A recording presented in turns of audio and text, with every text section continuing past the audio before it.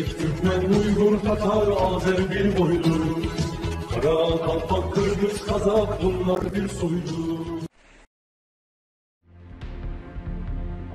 Ряд зарубежных медиаресурсов, в том числе авторитетные СМИ Грузии, России и Украины, посвятили свои первые полосы 20-летию деятельности президента Ильхама Алиева в качестве главы государства, а также поездку азербайджанского лидера в Хан-Кенди. Так, ряд влиятельных информационных сайтов Грузии, Интерпресс Ньюс, Амнеби, Кавказтюрк, Актуал, Реал Ньюс, 24 Ньюс и другие опубликовали серию материалов о 20-летии президентства Ильхама Алиева как на азербайджанском и русском, так и на грузинском языках. В публикациях отмечалось посещение президентом Азербайджана городов Хан-Кенди, Ходжалы и других освобожденных от оккупации населенных пунктов. О том, что президент Ильхам Алиев поднял азербайджанский флаг в Хан-Кенди, а также посетил и другие населенные пункты Карабаха, в том числе Ахдаря, Ходжалы, Киркиджахан и Малыбейли, написали и авторитетные СМИ Украины. Укринформ, РБК Украина, украинская редакция радио Азадлых, ТСН, 24 канал, украинская редакция Deutsche Welle, газета «Корреспондент», HB Подробности, Европейская правда, Украинская правда, Факты, Слово и дело и другие, причем на 3 языках – украинском, русском и английском. Одно из самых влиятельных изданий России с многомиллионной аудиторией, газета «Московский комсомолец», посвятила юбилею президентства Ильхама Алиева объемную аналитическую публикацию, в которой было отмечено в том числе следующее. Молодой лидер Ильхам Алиев, приняв эстафету от своего отца, масштабного политического деятеля Гейдара Алиева, за 2 десятилетия вывел страну на новый уровень. На здании редакции Российского государственного информационного агентства ТАСС в Москве бегущей строкой, на ней отображаются главные новости каждого часа, высветилась новость: Ильхам Алиев поднял флаг Азербайджана в Хан-Кенди.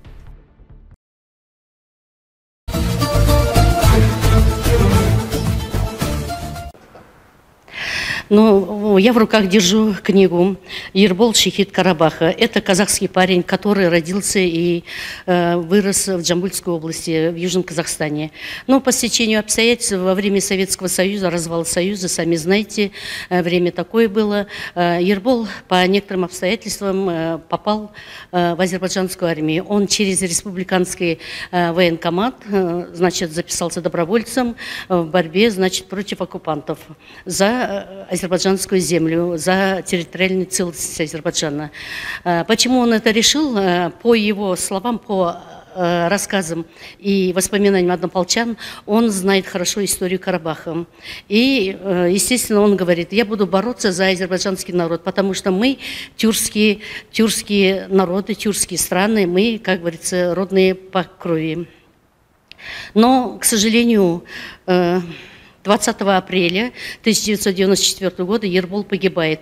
Но тогда он был командиром диверсионно-разведывательного батальона. Его назначил национальный герой Ильдар Агаев. В его группе было 9 человек. 1 казах, он сам командир, и 9 азербайджанцев. Последний его бой был в Тертерском районе у Агдеринского моста, где героически они погибают. До этого он 8 раз был в тылу врага, 8 раз, как говорится, уничтожал противников, дважды был ранен. Его боевой путь в Карабахе сейчас все уже знают почему. Потому что я нашла его могилу на 2-й аллее шахидов в Исамальском районе. Ербол Барынбетов, он пропал без вести. О нем никто не знал 28 лет. И через 28 лет, найдя его могилу, я сразу же стала публиковать в азербайджанских, как говорится, СМИ, в казахстанских, что есть такой парень, который официально, достойно похоронен на азербайджанской земле во 2-й аллее шахидов почетного захоронения в городе Баку. Он единственный казах, который похоронен там официально. На сегодняшний день мы добились, естественно, я себе дала клятву, не только себе, клятву герою нашему покойному Ерболу, клятву его семье, что все-таки я напишу книгу, и чтобы его подвиг узнали все тюркские страны, все народы. Это Ербол как бы сейчас выступает мостом дружбы, солидарности, боевой солидарности, дружбы между народными. Я считаю, что эта книга должна быть как бы как не то что учебное пособие, как символ для молодого поколения в духе воспитания патриотизма, дружбы, солидарности. Вот. И через 28 лет сейчас имя Ербола Барымбетова, как говорится, ожило. Вот. Получив статус шахида официально, мы уже стали, как сказать вам, добиваться того, чтобы ему посмертно дали награду Азербайджана. Но этот вопрос, вы знаете, очень сложный. И вообще в истории это первый иностранный гражданин, который получил статус шахида официально. Вот, поэтому эта книга мне, она очень дорога, она выплакана, выстрадана моими слезами, выстрадана моим, как говорится, сердцем. Это моя боль. Я этого парня абсолютно не знаю. У меня у самой 2 сына, поэтому я как материнское сердце мое, не могло это просто так вот взять и не обращать внимания.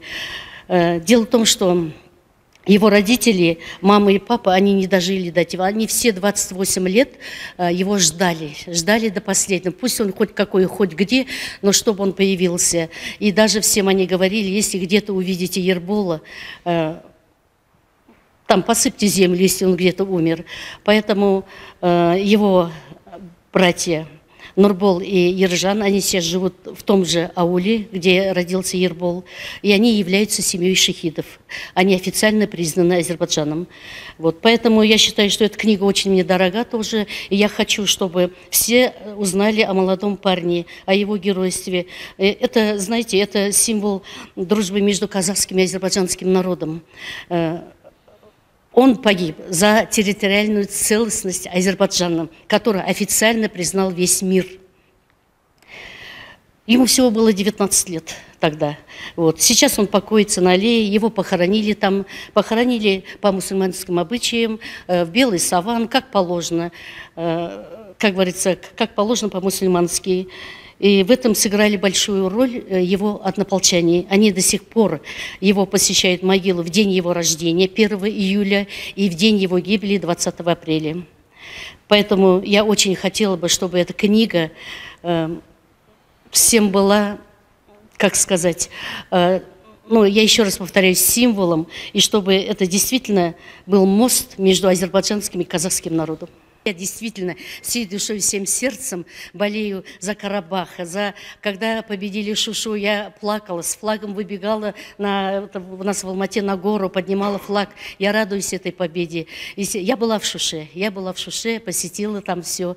И когда я узнала, что уже другие районы присоединились, освободили, возвратили их обратно. И когда я узнала, что Ханкенди, я его видела с горы в Шуше, его было прям видно. Вот. И думаю, когда этот Ханкенди будет все-таки нашим, я уже говорю, нашим азербайджанским. И вот эта мечта сбылась. Я когда узнала, что Тыртыр освободили, когда Ханкенди, Ходжалы это вообще, я всегда писала везде, что Ходжалы надо вернуть в первую очередь в память о тех жертвах, которые погибли во время геноцида. Вот. Я про Ходжалы тоже написала книгу, это уже было в 2018 году. Вот. И вы знаете, когда президент Ильхам Алиев поднял флаг и говорил речь перед этим зданием, вы знаете, я плакала, я радовалась, потому что говорю, Господи, наконец-то азербайджанский народ, 30 лет живя в оккупации, он стал счастливым, все вернулось назад, все земли Карабаха вернулись обратно, освобождены. Но, к сожалению, конечно, еще предстоит много работы, чтобы жители все вернулись в свои дома и, естественно, жили дальше счастливо. Даже у меня слезы на глазах от того, что от радости, что Тыртыр, Ходжалы и Ханкенди все уже в составе Карабаха, все 100%. Тем более, когда услышала, что Тыртыр тоже, хотя там последние моменты были, как говорится, оккупанты, их не посты, тем более это место, где погиб Ербол, Агдеринский район, Агдеринский мост и Тыртырский район. Я была вдвойне рада и счастлива. Поэтому я поздравляю весь азербайджанский народ с такой победой, и чтобы никогда больше не было войны. Я вообще восхищаюсь азербайджанским народом, их патриотизму, их любви к своей родине.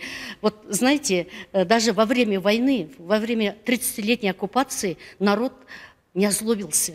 понимаете, не озлобился. Все равно у них есть чувство человечности, доброжелательности. И каждый азербайджанец, я знаю, что никогда не простит геноцид Ходжалы. Я это прекрасно знаю. Поэтому я очень рада и поздравляю, и горжусь Азербайджаном. Карабах – это Азербайджан. Да, сейчас в тюркском мире во всем, вообще в системе СМИ, везде уже у нас идут как бы исторические моменты, исторические даты. То, что, во-первых, уже 20 лет, как стал президентом Ильхам Алиев. Это победоносный президент, это, можно сказать, самый настоящий командующий вооруженными силами Азербайджана, благодаря его тактике, благодаря его патриотизму, благодаря его железному кулаку, Карабах возвращен полностью на сегодня. Вот. Поэтому я хочу поздравить лично Ильхама Алиева, прекрасного президента, которым я восхищаюсь всегда, поздравить его с этой круглой датой. И я считаю, что сколько бы ни были президентами люди, нужно судить по их делам, по его политике. И я горжусь президентом, и я хочу его от всей души поздравить, пожелать крепкого здоровья, благополучия, успехов. И действительно, я благодарю лично от себя, благодарю от имени казахского народа, благодарю от имени женщин, матерей за то, что он сделал. Он возвратил Карабах, он очень огромную помощь оказывает шахидам Карабахской войны. Выиграли, как говорится, все войны, и первую, и вторую, и Отечественную войну. Поэтому ему успехов, и я думаю, что азербайджанский, не только азербайджанский народ, все народы тюркских стран его любят, уважают и ценят. Действительно, это суперпрезидент. Я восхищаюсь. И азербайджанский народ я поздравляю тоже. Это великая победа, это история, это возвращение своих земель. Я представляю их на своем месте, потому что, когда пишут, возвратились в Физуле, возвратились в Агдам, возвратились в Шушу, вы знаете, возвращаться в свой родной дом, уже не сами, я даже вот начинаю уже это словами не описать. Это чувство надо просто почувствовать, когда человек в свое время изгнан из своего родного дома и возвращается по прошествии 30 лет, это просто надо почувствовать человеку самому. Поэтому всем добра желаю.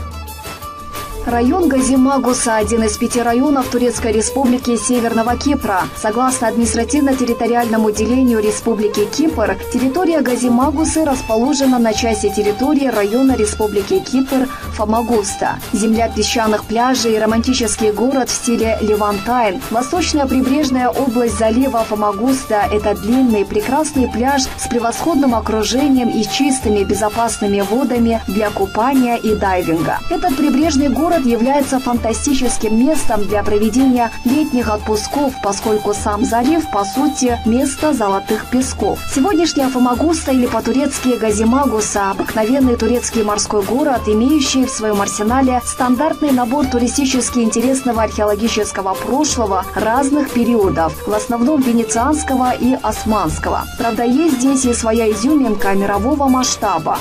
Огромный заброшенный квартал Вароша, некогда один из фешенебельнейших районов Кипра. Неподалеку расположен старый город, где находится музей под небом, музей архитектуры и древних руин, восстановленный и закрытый для автомобильного движения с 1996 года. Старый город Фамагуста сам по себе музей под открытым небом, который можно исследовать в нежных солнечных лучах, а помимо этого познакомиться с интересными людьми в загадочных кафе. В нескольких минутах пути находится новый процветающий город, который становится популярнее не только среди местных, но и среди посетителей, как предназначенное для отдыха и развлечений место. Это превосходный центр для того, чтобы пойти куда-нибудь поесть во время развлечений и шопинга. Недалеко от Газимагуса находятся римские руины города Салями, рядом с которыми овладевает непреодолимая нужда посетить руины, что тоже относится к культуре Северного Кипра. Город сосредоточен на главной улице, богат историческими памятниками, включая известную башню Ателла и внушительную мечеть Лала Мустафа Паша. Блуждая в спокойствии по его пальмовым авеню, впитывайте его соблазнительно уникальную атмосферу. Стоит посетить мечеть Аккуле, Канблат-Томб в Москве, городские стены Фамагусты, Энкоми, мечеть Лала Мустафа Паша на Миккемаль, Дунджион музеем, замок Метавикла, башня Ателла, руины Саламиса, мечеть Синан-Паша, монастырь святого Барнабаса и иконно-археологический музей, церковь святого Фрэнсиса, латинская церковь святого Георгия.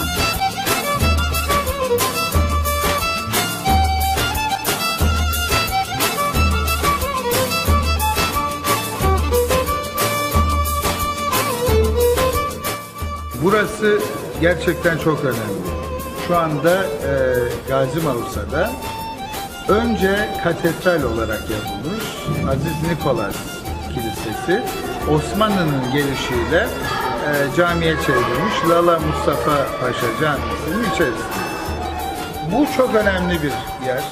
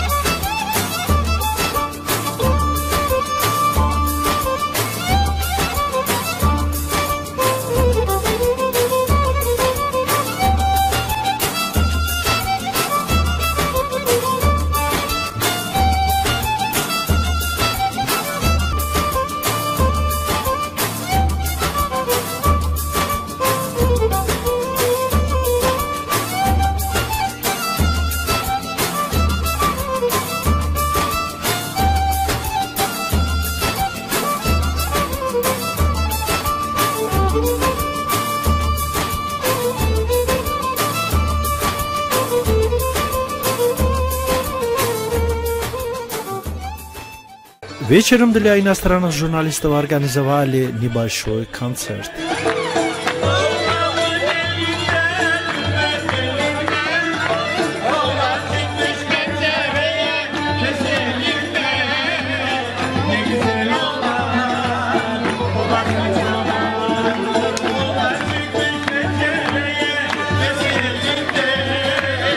Ne güzel olan,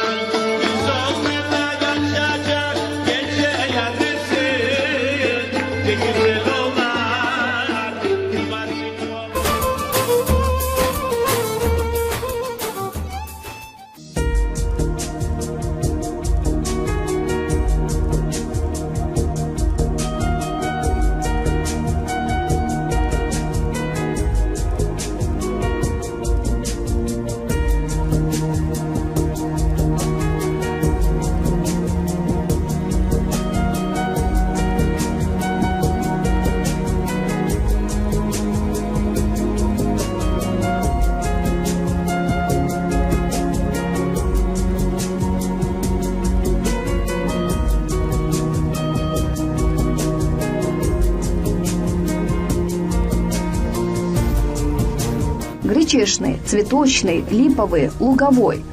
Видов и сортов меда в мире очень много. Больше всего меда производят в Китае, но самый дорогой мед производят в Израиле. А что вы еще знаете о нашем кыргызском меде? Мы расскажем вам про этот вкусный и полезный продукт. Кыргызский мед в последние годы завоевывает призовые места на многих международных ярмарках, выставках.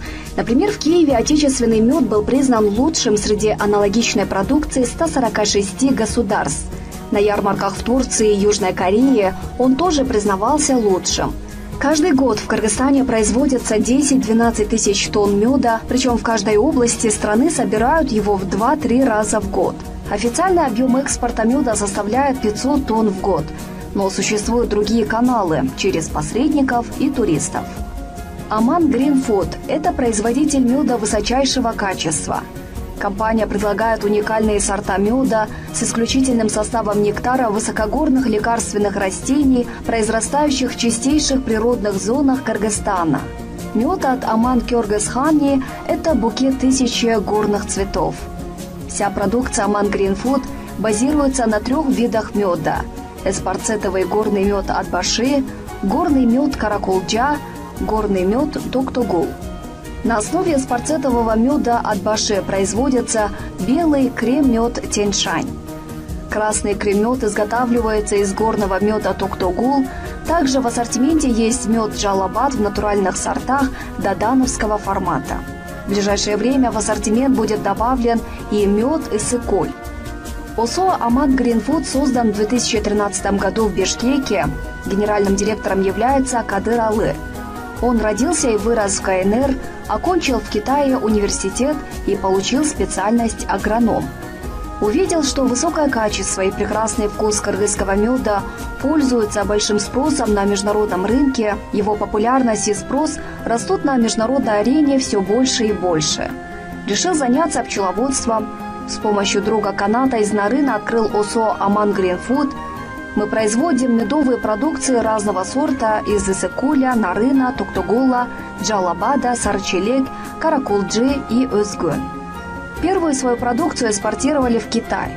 Потом участвовали в разных международных выставках меда, что нам очень помогло. У нас в планах в год 4 раза принимать участие в различных международных выставках. Побывали в Восточной Азии, Арабских Эмиратах, США, Канаде, Европе и других странах. Далее намечаем посетить Саудовскую Аравию, Катар, Японию, Сингапур и Южную Корею. Нашу продукцию сейчас заказывают в Бельгию и в Италию. Основными покупателями являются туристы. Пока объем продукции не очень высокий, более 80 тонн в год, мы можем экспортировать. В будущем наша цель расширяться и увеличивать объем продаж. Кроме этого, мы помогаем пчеловодам, предоставляем им хороший инвентарь и организовываем семинары, проводим тренинги.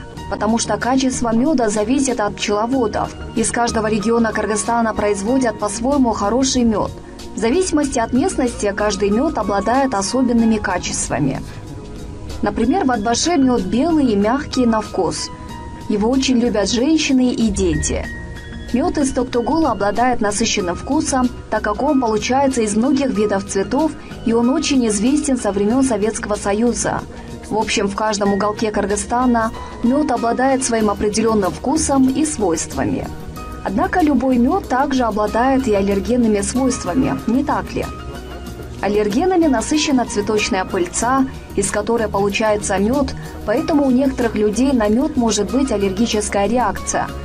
Однако не у всех, лишь у малого количества.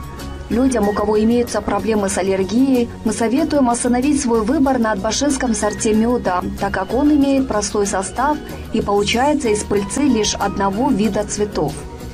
Ваш совет нашим пчеловодам.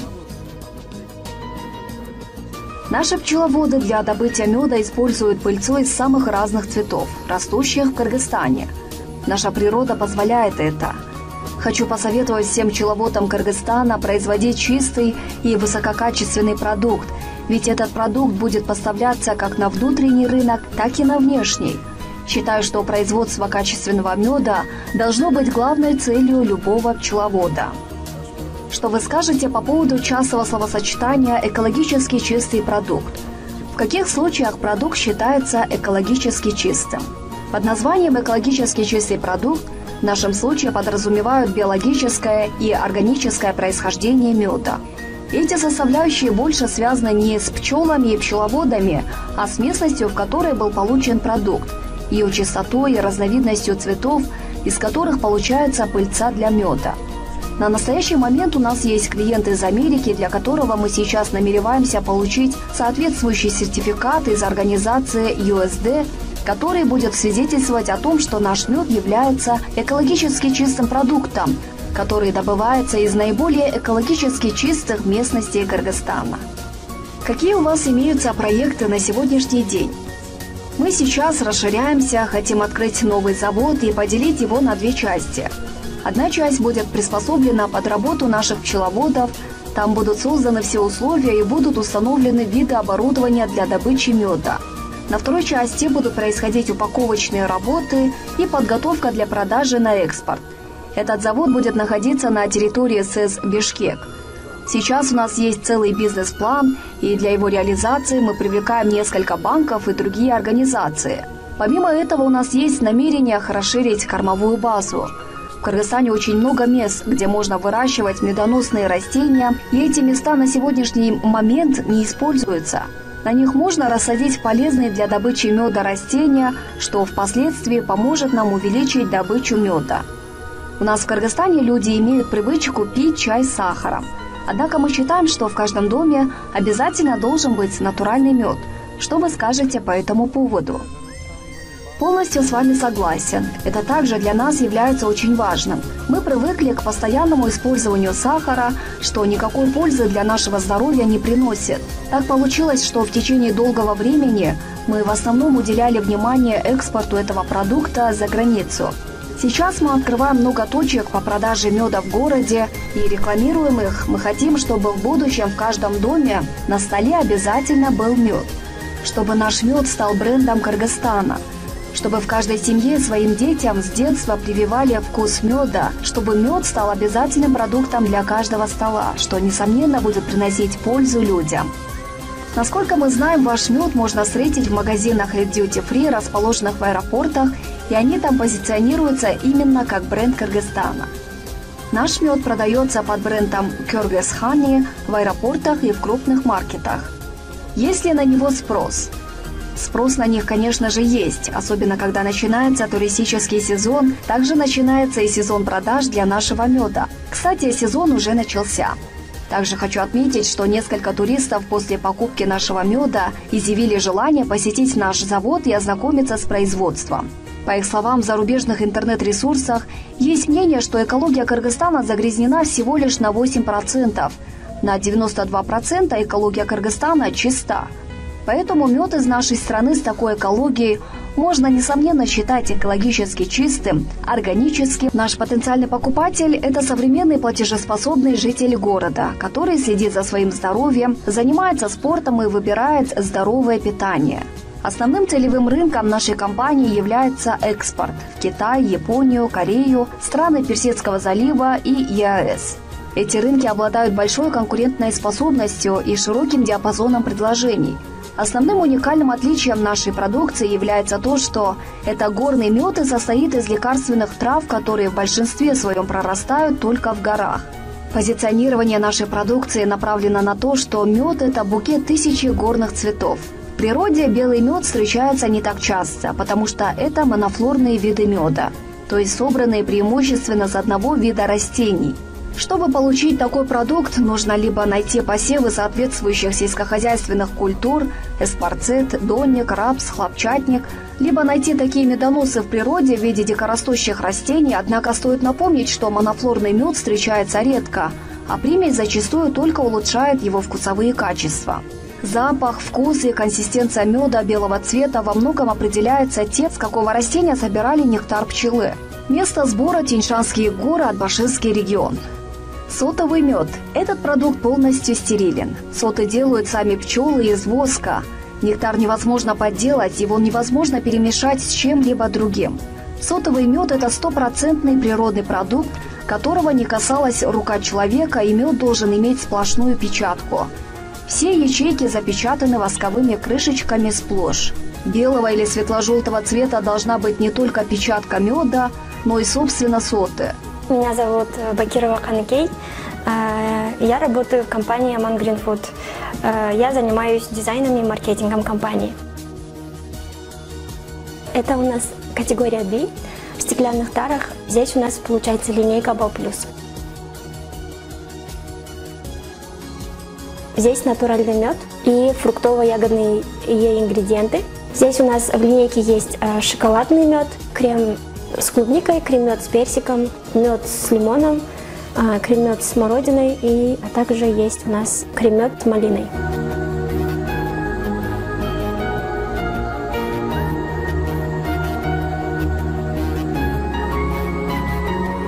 А также у нас есть линейка Балазык. Это мед с добавлением орехов, то есть орехи в меду. Специально разработанная упаковка привлекает внимание клиентов своей тематичностью, яркими цветами и удобством в использовании. В ассортименте есть у нас грецкий орех в меду, кэшью в меду, сушеный инжир в меду, миндаль в меду, фисташки в меду, арахис в меду, семена подсолнуха в меду, ореховый микс. У нас также есть линия для внутреннего рынка. Это мед в пластиковой таре. Получается, здесь цена идет народная, так как это пластик, он дешевле. И он делится на 3 вида. Это Атбаши, крем-мед белый. Также есть Токтогул, горный мед. И Каракульдинский, горный мед. Эти виды, они все натуральные и лечебные. Белый крем-мед, он антиаллергенный. Можно детям давать, и людям с аллергией, здесь меньше аллергенных. Также красный мед, он очень полезный, это горный мед. В этих видах меда очень часто встречаются такие травы, как шалфей, зверобой. Очень много горных наших трав, те травы, которые растут только у нас в горах. Также каракульдинский мед, он славится тем, что он идет с буферной зоны.